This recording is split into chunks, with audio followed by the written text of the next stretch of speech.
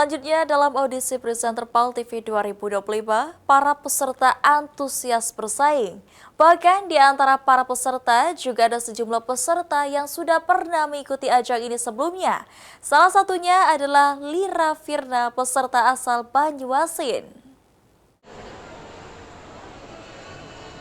Jangan lupa sebelum, ini masih belum datang ya? Suasana audisi presenter PAL TV 2025 yang digelar di Atrium OP Mall Jagabari Palembang berlangsung meriah dan penuh antusias. Ratusan peserta dari berbagai daerah ikut ambil bagian menunjukkan kemampuan terbaik mereka di dunia penyiaran.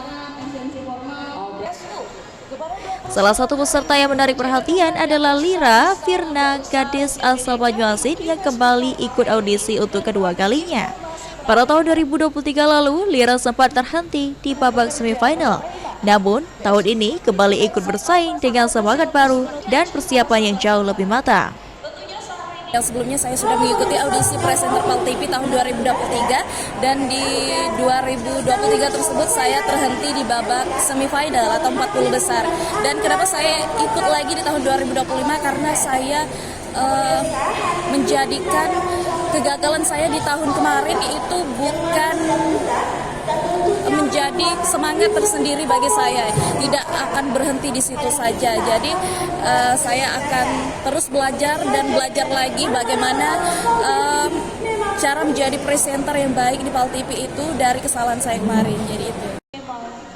Yang membuat Lira semakin percaya diri adalah kehadiran sang ayah, Nang Yu, yang rela datang dari Banyuasin demi mendampingi putri tercintanya mengikuti audisi. Setiap hari keperhatikan latihan. Untuk support Bapak sendiri bagaimana ke anak Bapak? Kalau saya sebagai orang tua terhadap anak itu apa baik kemauannya, yang penting menuju ke jalan yang bagus atau yang baik. Saya selalu mensupport anak, apalagi yang namanya seperti ini. Sebagai kepala sekolah di SD Negeri 16 Rambutan Banyuasin, Nang Yu tak ragu meluangkan waktu di tengah kesibukannya demi mendukung cita-cita anaknya. Lira berkeinginan bisa tampil maksimal dan membanggakan orang tua yang sudah mendukung saya sejauh ini. Muhammad Aidil, PAL TV.